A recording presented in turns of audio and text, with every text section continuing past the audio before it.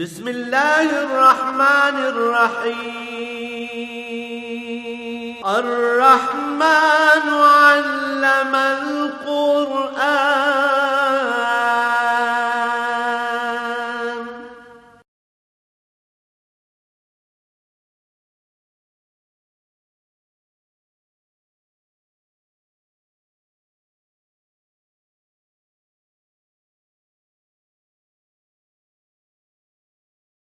الحمد لله رب العالمين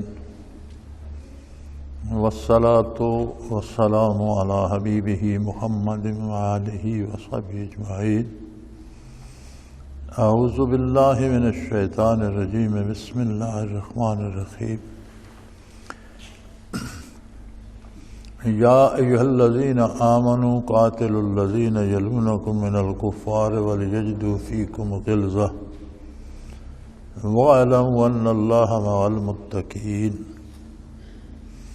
وَإِذَا مَا أُنْزِلَتْ سُورَةٌ فَمِنْهُمْ مَنْ يَقُولُ أَيُّكُمْ زَادَتْهُ هَٰذِهِ إِيمَانًا فَأَمَّا الَّذِينَ آمَنُوا فَزَادَتْهُمْ إِيمَانًا وَهُمْ يَسْتَبْشِرُونَ وَأَمَّا الَّذِينَ فِي قُلُوبِهِمْ مَرَضٌ فَزَادَتْهُمْ رِجْسًا إِلَىٰ رِجْسِهِمْ وَمَاتُوا وَهُمْ كَافِرُونَ. أَوَلَا يَرَوْنَ أَنَّهُمْ يُفْتَنُونَ فِي كُلِّ عَامٍ مَرَّةً أَوْ مَرَّتَيْنِ ثُمَّ لَا يَتُوبُونَ وَلَا هُمْ يَذَّكَّرُونَ. وَإِذَا مَا أُنْزِلَتْ سُورَةٌ نَظَرَ بَعْضُهُمْ إِلَىٰ بَعْضٍ هَلْ يَرَاكُمْ مِنْ أَحَدٍ ثُمَّ انصَرَفُوا صَرَفَ اللَّهُ قُلُوبَهُمْ بِأَنَّهُمْ قَوْمٌ لَا يَفْقَهُونَ. لَقَدْ جَاءَكُمْ رَسُولٌ مِّنْ أَنفُسِكُمْ عَزِيزٌ عَلَيْهِ مَا عَنِتُّمْ حَرِيصٌ عَلَيْكُمْ بِالْمُؤْمِنِينَ رَءُوفٌ رَحِيمٌ. فَإِن تَوَلَّوْا فَقُلْ حَسْبِيَ اللَّهُ لَا إِلَٰهَ إِلَّا هُوَ عَلَيْهِ تَوَكَّلْتُ وَهُوَ رَبُّ الْعَرْشِ الْعَظِيمِ.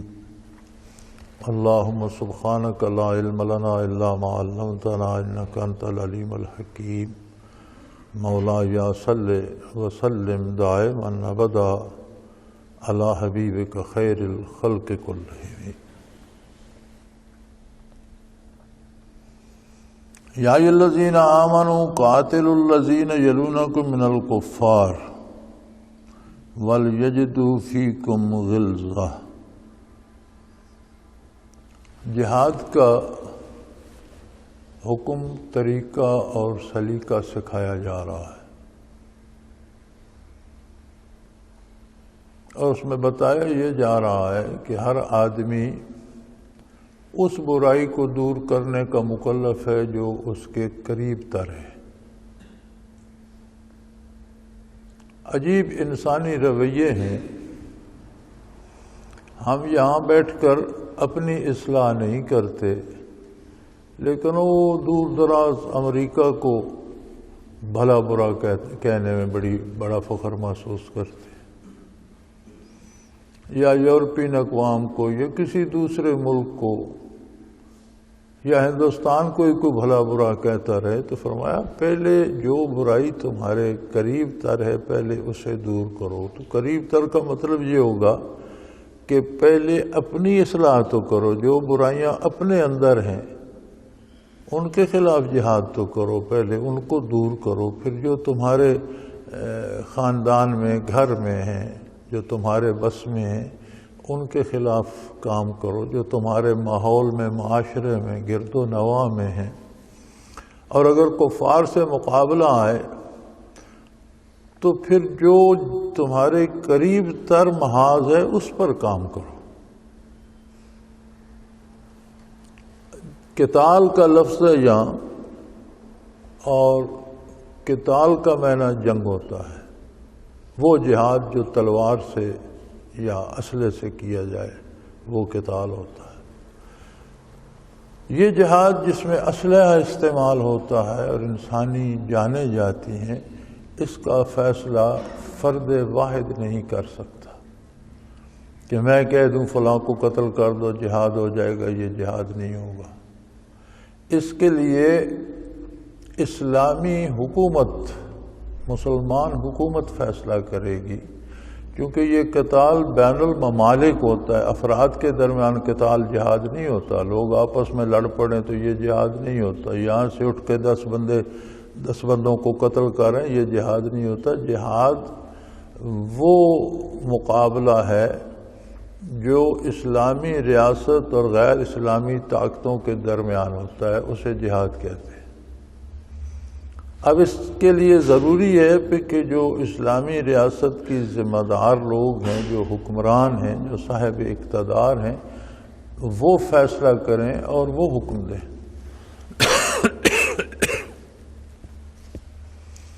تو کسی فرد کی ذاتی رائے سے کوئی فیصلہ کرتے کہ فلاں واجب القتل ہے، اسے جا کر قتل کرو، تو یہ جہاد نہیں ہے۔ یہ جو آج کل ہو رہا ہے کہ جس کا جی چاہتا ہے، جسے جی چاہتا ہے قتل کر دیتا ہے، یہ سنی مولوی ہے اسے گولی مار دو، یہ شیعہ وکیل ہے اسے گولی مار دو، یہ فلاں ہے یہ فلاں ہے، اس طرح یہ جہاد نہیں ہے، یہ فساد ہے۔ لوگوں کو اپنے عقائد رکھنے کا حق حاصل ہے اور اس کا حساب لینا یہ اللہ کریم کا کام ہے۔ کوئی بندہ کسی دوسرے بندے کا حساب نہیں لے سکتا۔ اللہ کریم نے 2 چیزوں کو ذاتی معاملہ فرد کا قرار دیا ہے، اور وہ معاملہ اس کا اللہ کے ساتھ ہے، کسی بندے کا اس میں کوئی دخل نہیں۔ ایک عقیدہ اور ایمان، یہ بندے اور رب کے درمیان ہے، کوئی کسی پر زبردستی کوئی عقیدہ مسلط نہیں کر سکتا، یہ اس کا ذاتی حق ہے جو عقیدہ وہ رکھے۔ دوسرے زندگی، جو زندگی دے نہیں سکتا اسے کسی کی زندگی چھیننے کا بھی حق نہیں ہے۔ ہاں اللہ حکم دے کسی کے قتل کا تو وہ زندگی دے بھی سکتا ہے، اس کی اپنی امانت ہے وہ لے بھی سکتا ہے۔ تو یہ اپنی رائے اپنی مرضی سے لوگوں کو قتل کرنا یہ جہاد نہیں ہے۔ جہاد وہ ہوگا جو ریاست اسلامی فیصلہ کرے گی اور اسلامی اور غیر اسلامی طاقتوں کے درمیان ہوگا۔ اس میں فرمایا کہ یہ ضروری نہیں کہ آپ یہاں سے جھولا باندھ کر نکل پڑیں اور امریکہ جا کر جہاد شروع کر دیں، نہیں، جو آپ کے قریب ترین محاذ ہے وہ آپ کی ذمہ داری ہے۔ قاتل الذین یلونکم من الکفار، جو کافر تمہارے قریب تر ہیں ان سے جو جہاد ہو رہا ہے اس میں شرکت اختیار کرو۔ وَلْيَجِدُوا فِيكُمْ غِلْظَةً، اور اصل بات یہ ہے کہ کافروں کے لیے تمہیں سخت ہونا چاہیے، مومنوں کے لیے جتنے نرم دل ہوگے، نرم خو ہوگے، جتنی ایمانداروں کے لیے محبت ہوگی، اتنی غیر مومن کے لیے تم میں سختی ہو۔ سختی سے مراد یہ نہیں ہے کہ آپ ان کا ناطقہ بند کر دیں اور انہیں جینے نہ دیں، نہیں، معاملات کافروں سے بھی ہو سکتے ہیں، تجارت کافروں سے بھی ہو سکتی ہے، کافر کے ہاں مزدوری کر سکتے ہیں، آپ کافر کو ملازم رکھ سکتے ہیں، کافر سے مزدوری لے سکتے ہیں، لیکن جو دلی تعلق ہے وہ مومنوں کے ساتھ ہونا چاہیے، کافروں کے ساتھ نہیں۔ کافروں کے ساتھ دلی رغبت نہیں ہوگی اور ایسا تعلق نہیں ہوگا جو آپ کے دینی امور کو متاثر کرے۔ اب دینی امور میں یہ ضروری نہیں کہ وہ کسی کی نمازیں ہی چھڑا دے، حلیہ بدل دے تو یہ بھی غلط بات ہے، کافروں جیسا حلیہ ہو جائے، لباس کافروں جیسا ہو جائے، اتنا کافروں کے ساتھ تعلق بڑھے کہ اٹھنا بیٹھنا ان جیسا ہو جائے، اتنا تعلق ہو کہ کھانا پینا ان جیسا ہو جائے، تو یہ درست نہیں ہے۔ کفر کے لیے تمہارے اندر شدت ہونی چاہیے۔ برکات نبوت کی جو تعریف قرآن کریم نے کی اور برکات نبوت کے مظہر صحابہ کرام ہیں رضوان اللہ علیہم اجمعین۔ حضور اکرم صلی اللہ علیہ وآلہ وسلم نے جو قوم بنائی وہ صحابہ کرام رضوان اللہ علیہم اجمعین ہیں، اور وہ مظہر ہیں برکات نبوت کا۔ تو ان کی تعریف کرتے ہوئے کتاب حکیم میں ارشاد ہوتا ہے، اشداء علی الکفار رحماء بینہم، شدت اور رحم اور محبت یہ دو ضدیں ہیں ایک دوسرے کی، جس طرح تاریکی اور روشنی، جس طرح آگ اور پانی۔ وہ فرماتے ہیں کہ یہ دونوں چیزیں مومن میں بیک وقت موجود ہوتی ہیں کہ وہ انتہائی کریم ہوتا ہے مومنین کے لیے اور انتہائی سخت ہوتا ہے غیر مومن کے لیے۔ اشداء علی الکفار، تو اس شدت سے یہ مراد نہیں ہے کہ ان کی دنیاوی زندگی یا ناطقہ بند کر دیا جائے، وہ تو قتال تب ہوگا جب ریاست اسلامی محسوس کرے گی کہ بغیر قتال کے اب کوئی چارہ نہیں، ریاست حکم دے گی تو قتال ہوگا۔ غزوات نبوی علیہ صاحب الصلاۃ والسلام جتنے بھی ہیں دیکھ لیجئے، ساری دفاعی جنگیں لڑی گئی۔ مکہ والوں نے ایک قافلہ بنایا اور اس میں سارے مکہ کا سرمایہ اکٹھا کر کے لگایا اور اسے تجارت کے لیے بھیجا کہ اس سے جو منافع آئے گا وہ کسی کو نہیں ملے گا، بلکہ اس سے تیاری کر کے مسلمانوں کی نوزائیدہ مملکت مدینہ منورہ کو خدا نخواستہ برباد کر دیا جائے گا۔ وہ قافلہ جب تجارتی سفر سے اپنا سرمایہ لے کر واپس پلٹ رہا تھا تو نبی کریم صلی اللہ علیہ وسلم نے اس کا راستہ روکنے کا حکم دیا، اور مسلمانوں کا حق بنتا تھا چونکہ وہ مسلمانوں کے لیے ہی سارا تباہی کا سامان کر رہے تھے۔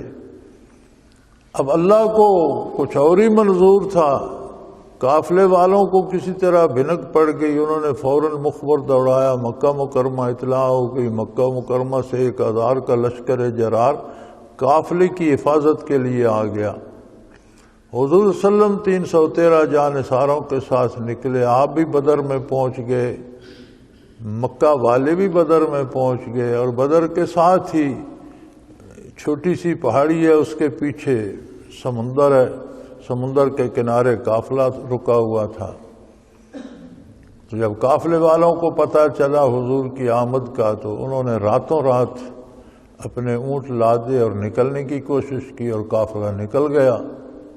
تو کفار مکہ کے لشکر میں بھی یہ بات چلی کہ ہم قافلہ بچانے آئے تھے، قافلہ تو بچ کر نکل گیا، ہمیں واپس جانا چاہیے، اور قافلہ جو سرمایہ لایا ہے اس سرمایہ سے اور تیاری کر کے مزید اسلحہ، مزید افراد لے کر بھرپور قوت سے آنا چاہیے۔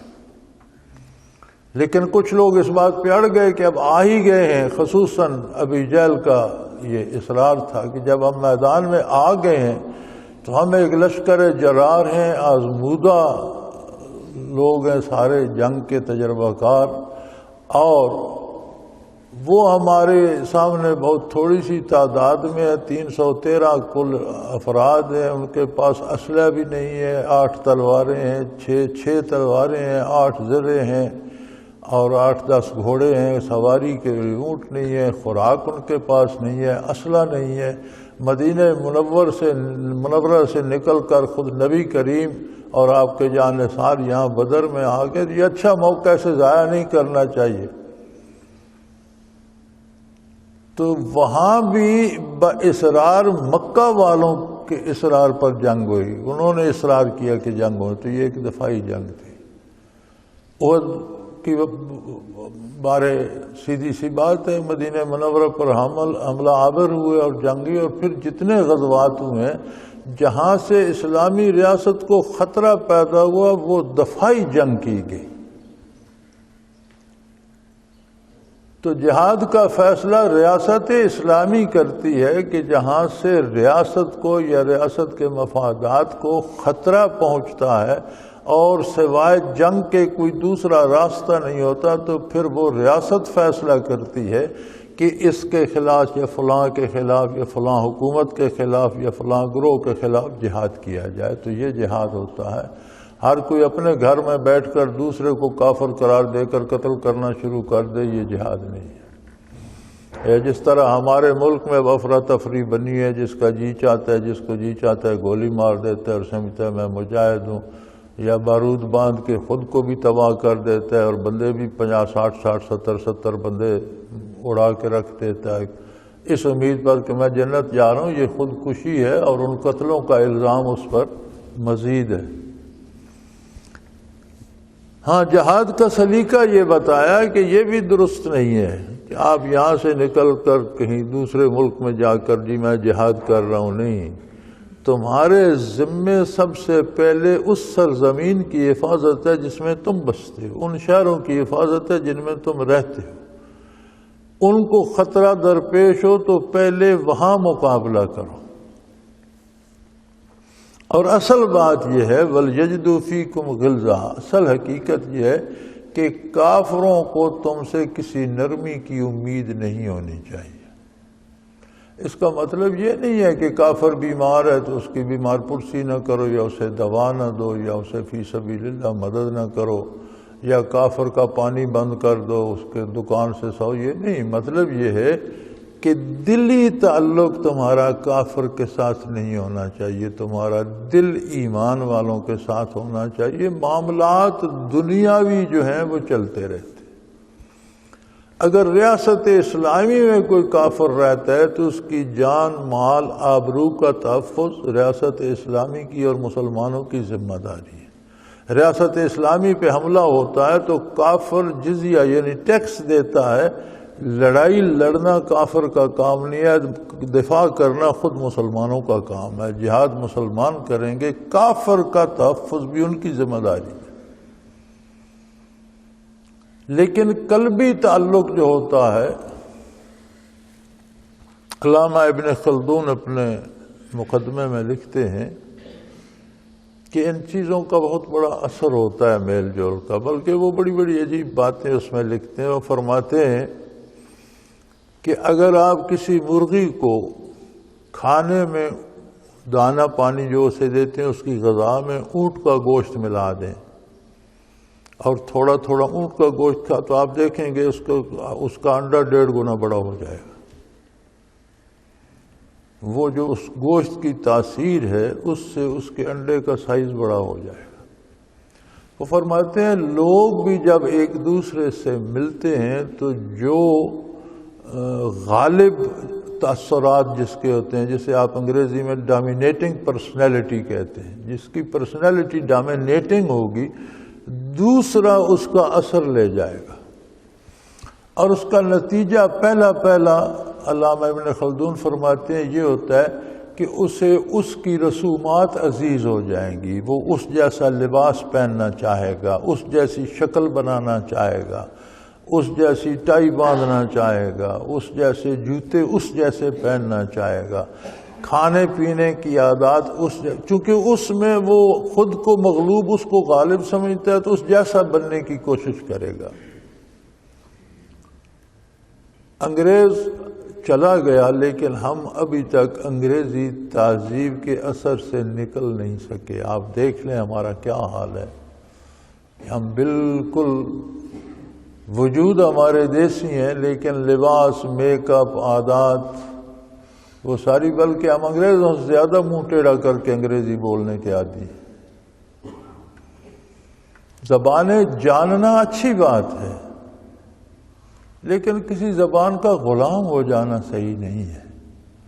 سو قرآن کریم کے ارشاد کا مفہوم یہ ہے کہ کفر کے لیے کفر کی کوئی چیز تمہارا دل قبول نہ کرے، نہ ان کا عقیدہ قبول کرے، نہ ان کا عمل قبول کرے، نہ ان کے رسومات قبول کرے، نہ ان کے رواجات قبول کرے، نہ ان کا لباس قبول کرے، نہ ان کا حلیہ قبول کرے۔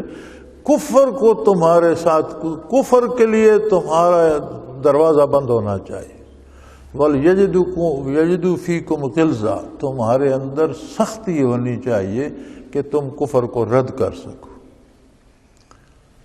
اور ایک بات جان لو، وَاعْلَمُوا أَنَّ اللَّهَ مَعَ الْمُتَّقِينَ، اللہ کی معیت ان لوگوں کو نصیب ہوتی ہے جو اللہ کی خلوص دل سے فرما برداری کرتے ہیں، جو متقی ہوتے ہیں۔ یعنی یہ نہیں کہ آپ کفر میں سختی کرنے پر کافروں کے ساتھ ناانصافی کر جائیں تو یہ بھی اللہ کو پسند نہیں ہے۔ مومنوں کے حقوق کا لحاظ رکھیں گے تو کافر کے بھی حقوق کا لحاظ رکھیں گے۔ سختی یہ ہوگی کہ آپ کفر کی کوئی ادا قبول نہ کریں اور اسے رد کر دیں۔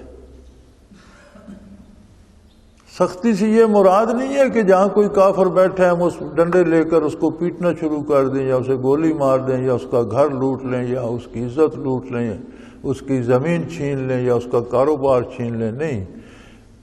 سختی ہونی چاہیے تمہارے اندر، وَلْيَجِدُوا فِيكُمْ، تمہارے اندر سختی ہو کہ کوئی چیز کفر کی تمہارے دل میں نہ آئے، قبول نہ کرو، اسے احترام نہ دو، اسے سر پہ نہ چڑھاؤ۔ تم مسلمان رہو، کافر کافر رہے، لیکن جو تمہارا اس کے ساتھ تعلق ہے وہ حدود الہی کے اندر ہونا چاہیے۔ اور یاد رکھو اللہ کریم کی معیت بہت بڑی نعمت دنیا و آخرت میں معیت باری ہے۔ دنیا میں بھی اللہ کی معیت سے ہی سارے کام سنورتے ہیں، ایمان بھی باقی رہتا ہے، توفیق عمل بھی ہوتی ہے، درد دل بھی پیدا ہوتا ہے، جذب دروں بھی پیدا ہوتا ہے، خشوع و خضوع پیدا، یہ سب نعمتیں معیت باری کے ساتھ ہوتی ہیں۔ اور آخرت کی ساری نعمتیں بھی معیت باری سے متعلق ہیں، نجات بھی معیت باری سے ہوگی اور ساری نعمتیں بھی معیت باری سے۔ معیت باری متقیوں کے لیے ہے، پرہیزگاروں کے لیے ہے، یہ نہیں کہ کوئی ڈنڈا اٹھا کر ملک میں تباہی پھیلاتا پھرتا اور اسے میت نصیب ہو جائے گی، ہرگز نہیں، بلکہ تقوی شرط ہے۔ مومن کے ساتھ تعلقات کے لیے بھی یہ تقوی شرط ہے اور کافر کے ساتھ تعلقات کے لیے بھی تقوی شرط ہے کہ حدود شرع سے متجاوز نہ ہو جاؤ، خواہ مخواہ اپنی نفرت کا شکار کسی کو نہ بنا لو، جو اس کے حقوق ہیں ان کی حفاظت کرنا پڑے گی۔ ہاں، معاشرت میں جو شرعن طریقے جائز ہیں انہیں اختیار کرنے کے باوجود تمہیں کفر اور کافر سے متاثر نہیں ہونا چاہیے، تمہارے دل مضبوط ہونے چاہیے اور تم پر ان کا پرتو نہیں پڑنا چاہیے۔ اور سارے معاملات میں مومن کے ساتھ تمہارے معاملات جو ہیں اور جو کافر کے ساتھ تمہارے معاملات، سب کو اللہ دیکھ رہا ہے، سب میں خلوص نیت سے اتباع پیغمبر صلی اللہ علیہ وسلم نصیب ہوگا، تب اللہ کا ساتھ تمہیں نصیب ہوگا، تب معیت باری نصیب ہوگی، تب اللہ کریم تمہاری حمایت کریں گے، تمہاری مدد فرمائیں گے، تمہارے ساتھ ہوں گے۔ معیت کا مطلب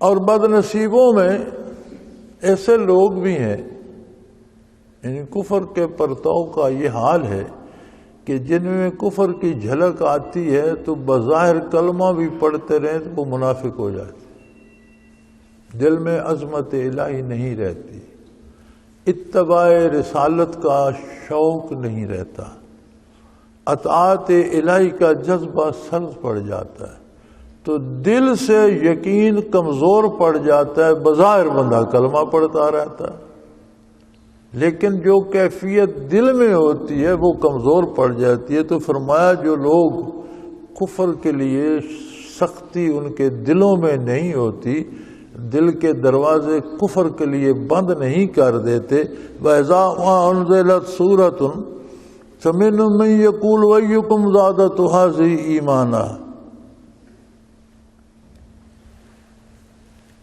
کہ جب قرآن کریم کی کچھ آیات نازل ہوتی ہیں، کوئی صورت نازل ہوتی ہے، کچھ احکام نازل ہوتے ہیں، تو پھر وہ لوگ جو اندر سے کفر سے متاثر ہوتے ہیں، باہر سے مسلمان کہلاتے ہیں، وہ پھر ایک دوسرے سے پوچھتے ہیں یا ایک دوسرے سے بات کرتے ہیں مذاق اڑاتے ہوئے، قرآن کا مذاق اڑاتے ہیں کہ بھئی یہ نئی صورت آ گئی، نئی آیات آ گئی، بھلا تم میں سے کس کس کا ایمان اس سے بڑا ہے؟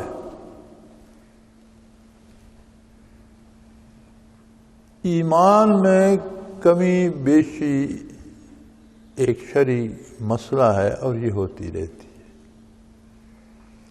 گناہ کرنے سے، برائی کرنے سے، شریعت کے خلاف جانے سے ایمان میں کمزوری آتی ہے۔ ایمان اس یقین کا نام ہے جو اللہ کی توحید پر، حضور کی رسالت پر ہے۔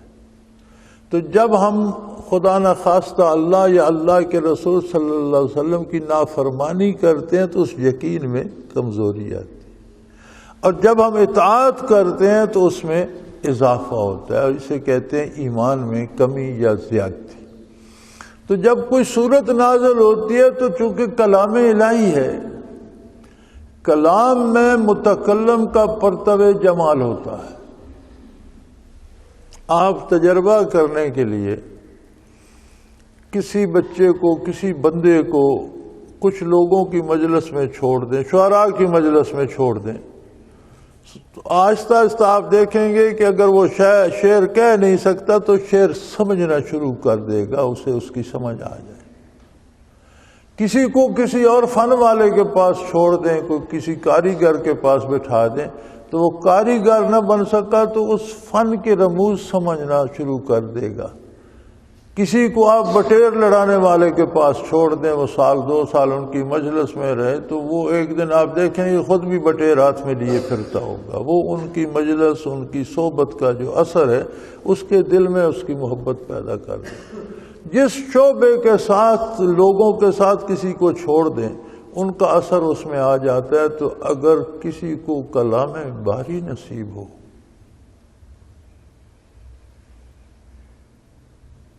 دو بندے اگر آپس میں بات کرتے ہیں تو ایک متاثر کرتا ہے اور دوسرا متاثر ہوتا ہے۔ جس کی پرسنالٹی ڈومینیٹنگ ہوتی ہے، جس کی ذات زیادہ مضبوط ہوتی ہے، دوسرے کو متاثر کرتا ہے۔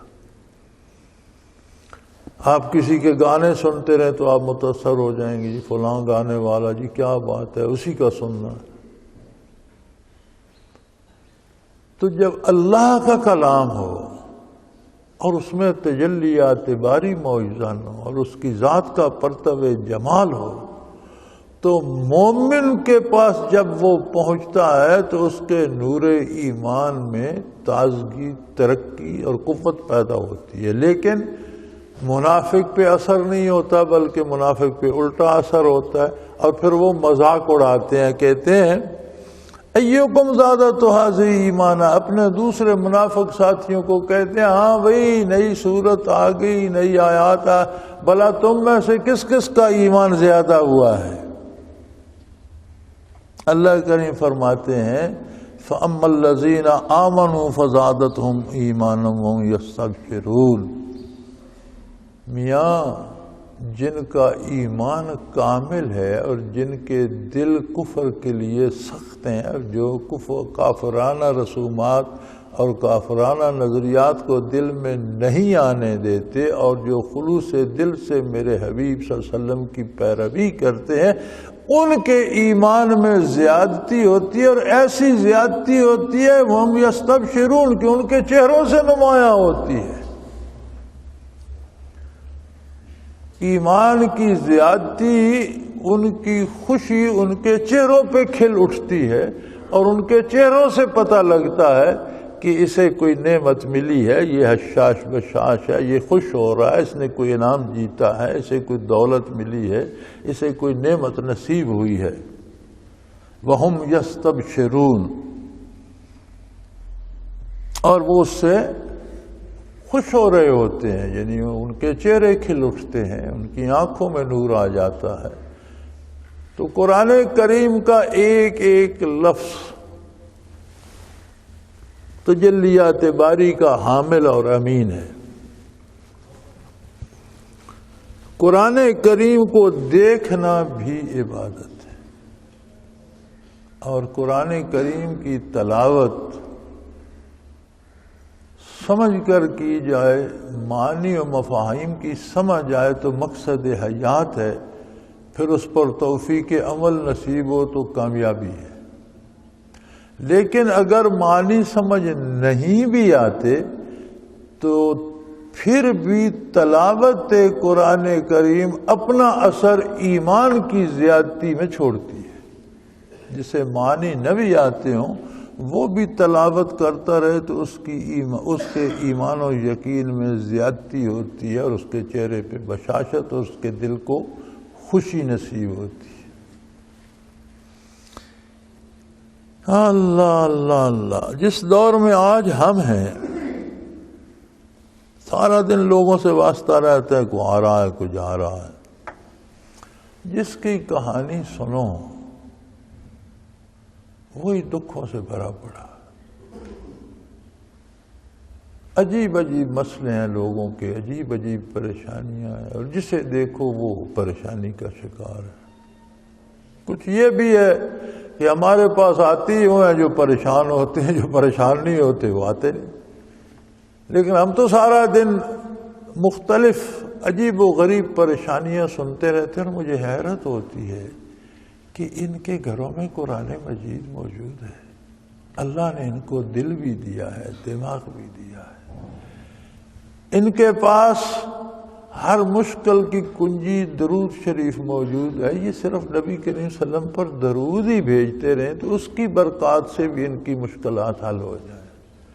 یہ روزانہ تلاوت قرآن پاک کریں، یہ 5 وقت وضو کریں، پاک ہوں، لباس پاک کریں، اور اللہ کا سجدہ ادا کریں قبلہ رجوع کر خلوص دل سے، تو کتنی مصیبتیں ان کی برکات سے زائل ہو جائیں. کتنی پریشانیاں جو دل میں ہیں وہ ٹھیک ہو جائیں اور دل مرمت ہو جائے. اور اگر کوئی صاحب حال ملے تو یہ اللہ اللہ کرے، ساری پریشانیوں کا مداوع ہو جائے. لیکن نہ جانے کیوں لوگوں کا مزاج میں نے یہ دیکھا، کہتے ہیں جی وہ مجھے بڑی پریشانی ہے، تب سے تو میری نماز بھی چھوٹ گئی ہے. یعنی میں اتنا بیمار ہوں کہ مجھ سے دوائی بھی چھوٹ گئی ہے. کمال ہے یار، یہ کیسی عجیب منطق ہے. کبھی آپ نے کسی بیمار سے یہ سنا کہ میں بہت بیمار ہوں اس لیے میں نے دوائی کھانا چھوڑ دی ہے؟ جب بہت بیمار ہو گئے تو دوائی کی خوراکیں بڑھائے گا. پہلے ایک خوراک لیتا تھا تو طبیب یا ڈاکٹر کہے گا اب تم 3 گولیاں لو، یا 3 دفعہ دن میں لو، یا 5 دفعہ دن میں لو. تو بھائی تمہیں مصیبت آ گئی ہے تو تم 5 نمازوں کی 6 کر لو، تہجد 7 پکی کر لو، 6 کی 8 10 کر لو یار. طلوع آفتاب کے اشراق کے نوافل پڑھ لو، پھر اس کے بعد 9-10 بجے پھر چاشت کے نوافل پڑھ لو، زوال آفتاب کے پڑھ لو. بڑھا دو تعداد نوافل کی. اللہ کی بارگاہ میں سجدہ ریز ہو جاؤ، اپنے دکھ وہاں بیان کرو کہ اللہ میں محتاج ہوں، میں کمزور ہوں، مجھے ان مصیبتوں سے بچا. اس طرف کوئی نہیں جاتا. اصل اس طرف جانے کے لیے پہلے اللہ کریم کو ماننا شرط ہے. ہم موروثی طور پر مانتے ہیں کہ مسلمانوں کے گھروں میں پیدا ہوئے، سن لیا اللہ ہے، اچھا چلو ٹھیک ہے اللہ ہے. اللہ پر اعتبار کرنے کو دل نہیں چاہتا. سفارشی آ جاتے ہیں نا، فلاں افسر کی طرف رکا لکھ دیں، فلاں ایم پی اے سے ٹیلی فون کر دیں، فلاں بندہ آپ کی بات مانتا ہے اسے کہہ دیں میرا کام. اگر اس سے یہ کہا جائے کہ میں تمہارے لیے دعا کروں گا تو وہ ناراض ہو کے چلا جاتا ہے کہ جی میرا تو انہوں نے ٹرخا دیا، میری بات نہیں. بندے کو کہو تو راضی ہو، کام نہ ہو تو بھی راضی ہوتے ہیں. جی انہوں نے تو کہہ دیا تھا نا، نہیں ہوا تو ہماری قسمت. پھر قسمت پہ آ جاتے ہیں. یہ کہہ دو کہ میں اللہ سے دعا کروں گا تمہارا، کو کہتے ہیں یہ کوئی کام ہے. اس پہ ناراض ہو جاتے ہیں.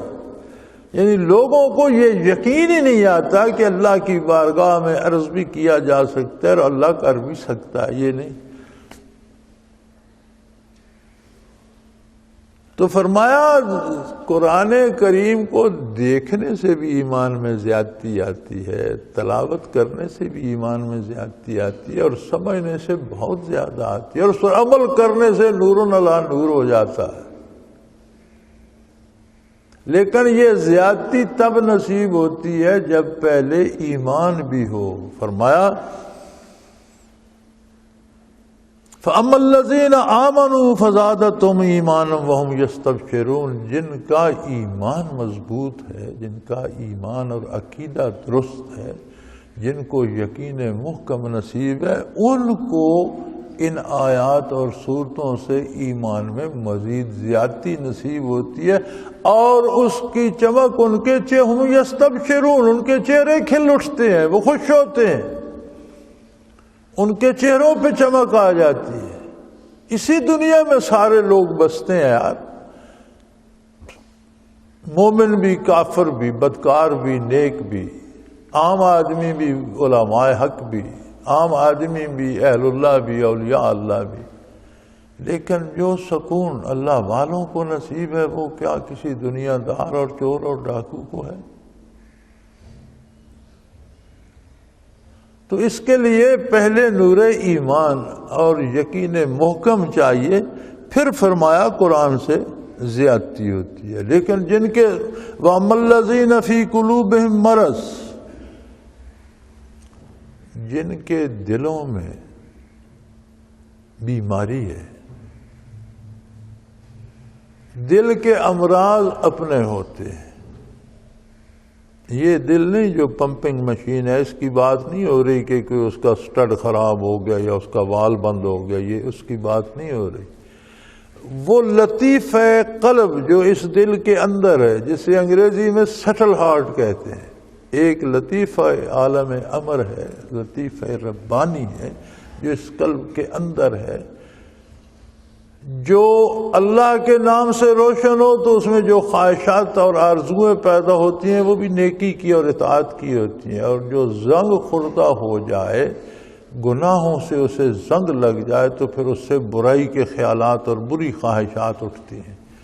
یہ اس دل کی بات ہو رہی ہے جس سے آرزویں جنم لیتی ہیں، جس میں نور ایمان یا یقین ہوتا ہے، یا جو کفر سے سیاہ ہو جاتا ہے، اس کی بات ہو رہی ہے۔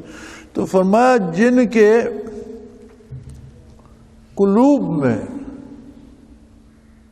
بیماری ہو، قلب کی سب سے پہلی بیماری تو ایمان میں کمزوری ہے، کفر ہے یا منافقت ہے، شرک کا کوئی شائبہ ہے، تو یہ وہ جان لیوا بیماریاں ہیں، جیسے کسی کو ایڈز ہو جائے یا کینسر ہو جائے۔ پھر حسد، بغض، تکبر، ہر برائی جو ہے وہ دل کی ایک بیماری ہے، وہاں سے اٹھتی ہے، دماغ کو جاتی ہے، دماغ اعضاء و جوارح کو حکم دیتا ہے اور سارا بدن اس برائی میں مشغول ہو جاتا ہے۔ تو فرمایا جن کے دلوں میں نفاق ہے، مرض ہے، ایمان کی کمی ہے، زنگ لگ چکا ہے، برائی چھا گئی ہے، فَزَادَتْهُمْ رِجْسًا إِلَىٰ رِجْسِهِمْ، ان کی جو گندگی ہے، غلاظت ہے، وہ اور پھیلتی ہے، اس میں اور بدبو ہوتی ہے۔ جس طرح بارش ہوتی ہے تو اچھی کھیتیوں میں فصل اگتے ہیں، پھول اگتے ہیں، اچھی زمینوں پہ درخت اگتے ہیں، سایہ دار، پھلدار، تو جہاں غلاظت کا ڈھیر ہو وہاں اس کی بدبو اور پھیل جاتی ہے۔ اسی بارش سے، بارش ایک ہے، پانی بھی ایک ہے اس کا، وہی بارش کھیت پہ برستی ہے تو فصل ہری بھری ہو جاتی ہے، وہی بارش گندگی کے ڈھیر پہ برستی ہے تو بدبو زیادہ پھیل جاتی ہے اور وہ اس میں زیادہ تعفن اٹھنے لگ جاتا ہے۔ تو فرمایا ان کے دلوں میں بیماری ہے، ان کے دلوں میں گندگی ہے، غلاظت ہے، نجاست ہے۔ وَزَادَتْهُمْ رِجْسًا إِلَىٰ رِجْسِهِمْ، تو اس پہ جب وہ بارش پڑتی ہے، جب انوارات آتے ہیں، جب آیتیں سورتیں نازل ہوتی ہیں، تو وہ بارش ان کی غلاظتوں پہ، دل کی غلاظتوں پہ، ان کے دلوں میں نجاست اور بھڑک اٹھتی ہے۔ وَمَاتُوا وَهُمْ كَافِرُونَ، اور یہ دل کی نجاست، قلب کی نجاست جو ہے، یہ اتنا جان لیوا مرض ہے کہ پھر اسی میں مر جاتے اور ان کا خاتمہ کفر پر ہوتا ہے، انہیں پھر ایمان نصیب نہیں ہوتا۔ ماتوا وہم کافرون، اسی کفر کی حالت میں مر جاتے ہیں، دم توڑ جاتے ہیں۔ اور رحمت الہی بھی عجیب ہے۔ ہم ایک لفظ سے آشنا ہیں جسے اتفاق کہتے ہیں یا حادثہ کہہ دیتے، کسی بھی کام کو کیا یہ اتفاقاً ایسا ہو گیا یا یہ حادثہ ہو گیا، ایسے ٹکر لگ گئی، یہ ہو گیا، نہیں۔ اللہ کریم فرماتے ہیں کہ یہ جو منافقین ہیں اور جن کے دلوں میں رجس اور غلاظت بھری ہوئی ہے، اگر یہ بھی غور کریں تو ہم ان کی واپسی کے اسباب بھی پیدا کرتے رہتے ہیں۔ دیکھو اس کے کرم کی انتہا دیکھو، وہ کیسے قریب ہے کہ جو بھاگ رہے ہیں ان کی ذات سے فرمایا ان کے لیے ہم واپسی کے دروازے کھولتے رہتے ہیں۔ کس طرح سے؟ اولا یرون انہم یفتنون فی کل عام مرۃ او مرتین، یہ نہیں دیکھتے کہ ہر سال ان پر ایک بار یا دو بار سال میں کوئی ایسے حادثات گزرتے ہیں کہ یہ ڈر جائیں اور اللہ سے توبہ کریں۔ کبھی ان کی منافقت کا بھید کھول دیا جاتا ہے، کبھی یہ جہاد میں جانے سے پیچھے رہ جاتے ہیں اور اس پر ان کو ملامت ہوتی ہے، کبھی کوئی بیماری انہیں گھیر لیتی ہے اور اس سے پریشان ہو جاتے ہیں، کبھی کہیں کاروبار ڈوبنے لگ جاتے ہیں اور پریشان ہو جاتے ہیں۔ تو یہ پریشانیاں اللہ فرماتا ہے میں ان پر اس لیے بھیجتا ہوں کہ اگر یہ خیال کریں، سوچیں، غور کریں تو شاید توبہ کر لیں، میں ان کے لیے معافی کا دروازہ کھول دوں، یہ پریشانی بھی دور ہو جائے اور ان کے حالات بھی درست ہو جائے، ایمان بھی صحیح ہو جائے۔ یعنی اپنی مخلوق کے ساتھ اس کے کرم کا ایسا عجیب رشتہ ہے کہ بندہ منافقت میں چلا گیا، بندہ اس کی ذات سے دور بھاگ رہا ہے، اس کے حبیب سے دور وہ پھر فرماتا ہے میں ان پر سال میں ایک بار دو بار پریشانیاں بھیج دیتا ہوں، یفتنون، فتنہ بھیج دیتا ہوں، آزمائش بھیج دیتا ہوں کہ کہیں سے ڈر کر جھجک کر یہ میری پناہ میں آ جائے۔ اولا یرون انہم یفتنون فی کل عام مرۃ او مرتین، یہ نہیں دیکھتے کہ ان پر ہر سال کبھی ایک بار، کبھی دو بار، کئی بار ان پر مصیبتیں بھیج دی جاتی ہیں۔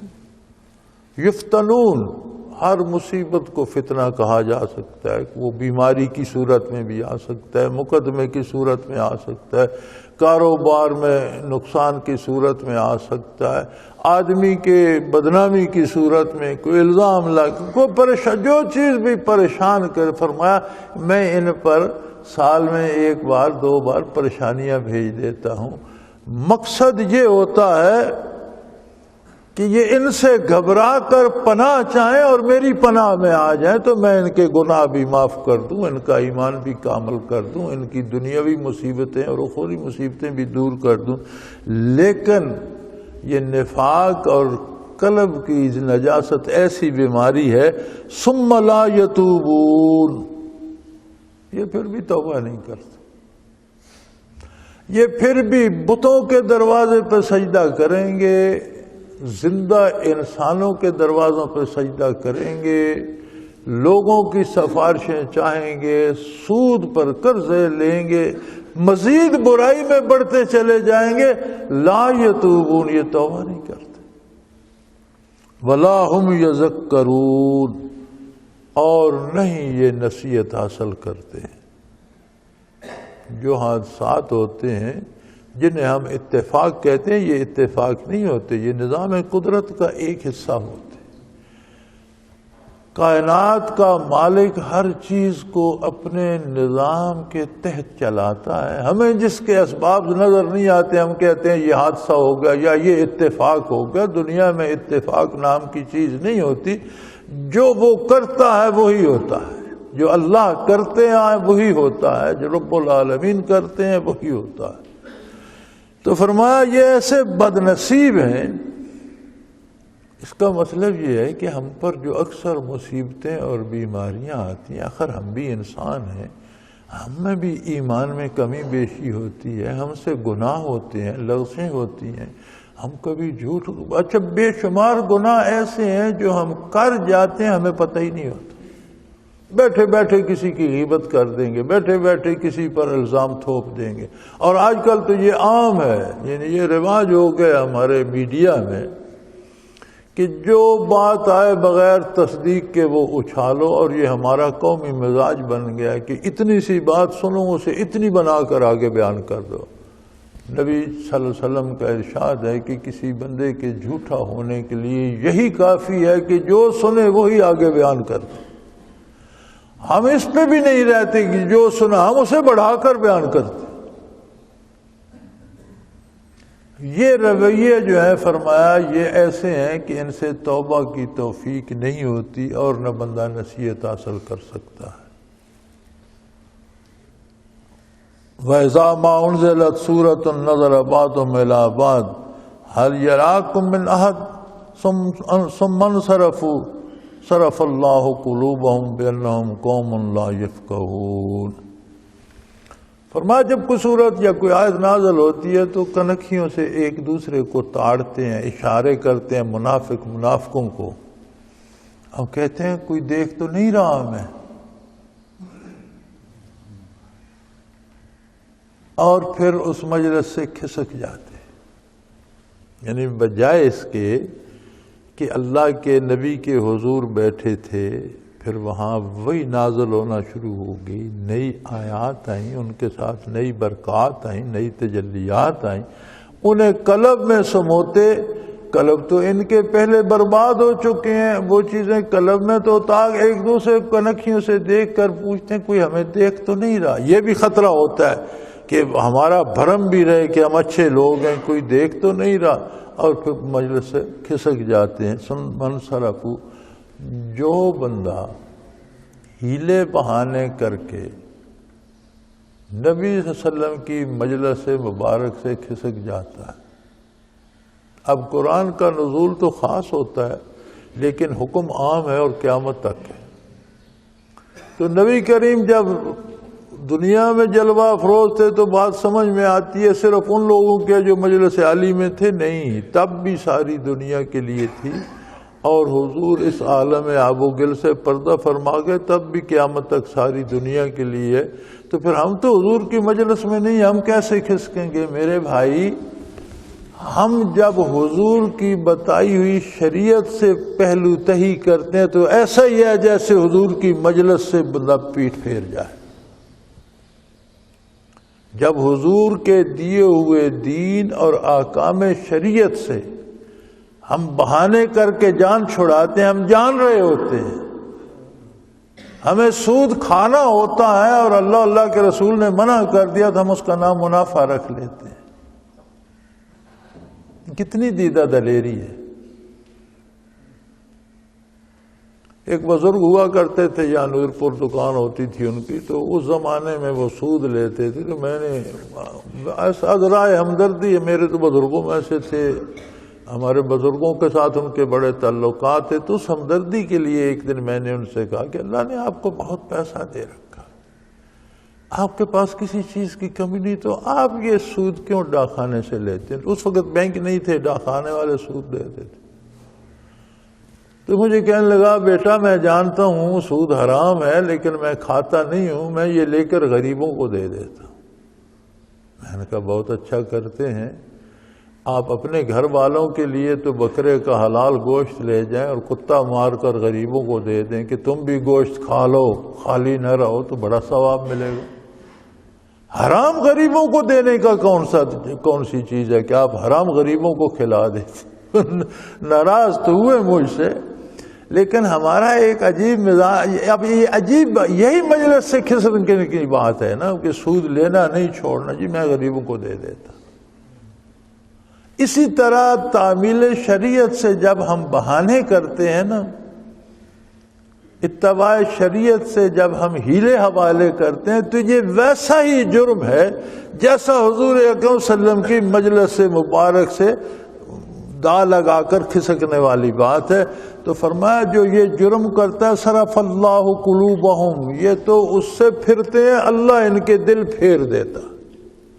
جب دل ہی الٹ جاتا ہے تو پھر بری چیزیں بھلی معلوم ہونے لگتی ہیں اور بھلی چیزیں بری، پھر نماز روزے پہ اعتراض شروع ہو جاتا ہے، داڑھی پہ اعتراض شروع ہو جاتا ہے، سنت پہ اعتراض شروع ہو جاتا ہے، اور چوری ڈاکے بدکاری کے معاملے فخر سے بیٹھ کر دوستوں میں بتاتے ہیں میں نے اتنے ڈاکے کیے، میں نے اتنے بندوں کو قتل کر دیا۔ یہ ساری برائیوں، وہ برائیوں پہ فخر کرنے لگتا ہے بندہ۔ کیوں؟ صرف اللہ قلوب، اللہ نے ان کے دل الٹ دیے ہیں، اب انہیں برائی بھلی نظر آتی ہے اور بھلائی حقیر نظر آتی ہے۔ بِأَنَّهُمْ قَوْمٌ لَا يَفْقَهُونَ، کہ یہ وہ لوگ ہیں جو شعور نہیں رکھتے، تفقع نہیں رکھتے، بات کو سمجھنے کی صلاحیت نہیں رکھتے، اللہ نے انہیں دی تھی، انہوں نے نافرمانی اور گناہ اور برائی کر کر کے اپنی وہ تفقع کی حالات کو سمجھنے کی صلاحیت برباد کر دی، اس کی سزا بھگت رہے ہیں۔ وآخر دعوانا ان الحمدللہ رب العالمین۔ اللہ اللہ اللہ اللہ اللہ اللہ اللہ اللہ۔ حضرت امیر محمد اکرم آبان مد ظلہ العالی دارالعرفان منارہ ضلع چکوال میں سالہ سال سے قرآن و حدیث کے اوپر خطابات کر رہے ہیں اور سلسلہ نقشبندیہ اویسیہ کے مطابق لوگوں کو ذکر الہی کی تربیت دے رہے ہیں۔ وہ قرآن پاک کی تفسیر ترتیب وار بیان کر رہے ہیں۔ تفسیر قرآن کو وہ موجودہ ملکی اور بین الاقوامی حالات کے مطابق بیان کرتے ہیں۔ موٹر وے سے کلر کہار کے انٹرچینج سے نکلتے ہوئے کلر کہار کی جھیل سے ہوتے ہوئے میانی، بوچھال اور نور پور سے گزرتے ہوئے دارالعرفان منارہ پہنچ سکتے ہیں۔ حضرت امیر محمد اکرم آبان نے بچیوں اور بچوں کی دینی اور دنیاوی تعلیم کے لیے سقارہ اکیڈمی کے نام سے ایک درسگاہ بھی قائم کی ہے، جس کا افتتاح ملک پاکستان کے صدر جنرل محمد ضیاء الحق نے اپنے دست مبارک سے کیا تھا۔ وہ تمام احباب جو اسلام کی طلب رکھتے ہیں ان سے گزارش ہے کہ دارالعرفان منارہ ضلع چکوال میں امیر محمد اکرم آبان صاحب کے خطابات سے مستفید ہوں۔ وہ ہر جمعے کو نماز سے پہلے بیان فرماتے ہیں۔ ہر ماہ کی پہلی اتوار کو ماہانہ اجتماع ہوتا ہے جس میں آپ خصوصی خطاب فرماتے ہیں اور پاکستان کے چاروں صوبوں سے احباب اس اجتماع میں شرکت کرتے ہیں۔ اس کے علاوہ یہاں سال میں 2 مرکزی اجتماعات بھی ہوتے ہیں، ایک رمضان المبارک میں اعتکاف کا اجتماع اور دوسرا جولائی اور اگست میں 40 دن کا اجتماع ہوتا ہے جس میں روحانی تربیت کی جاتی ہے۔ اپنا خون سیماب دے کر اتنا ہم کر جائیں گے، نام آقا کا چمن میں پھر رقم کر جائیں گے۔